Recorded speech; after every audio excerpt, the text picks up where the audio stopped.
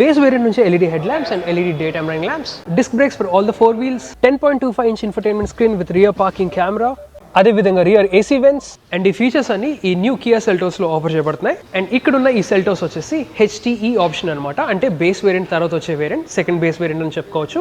And price విషయానికి వస్తే ఇది వచ్చేసి మనకి 12,09,000 రూపీస్ ఎక్స్ షోరూమ్ అయితే పడుతుంది. అండ్ ఆనర్డ్ వచ్చేటప్పటికి మనకి అరౌండ్ 15,06,000 రూపీస్ విశాఖపట్నం అయితే పడుతుంది. అండ్ నేను ఆల్రెడీ మెన్షన్ చేసిన ఫీచర్సే కాకుండా ఇక్కడ చూసుకుంటే మనకి 16 inch tyres with 16 inch style wheels అయితే ఇక్కడ ఆఫర్ చేయడం జరుగుతుంది.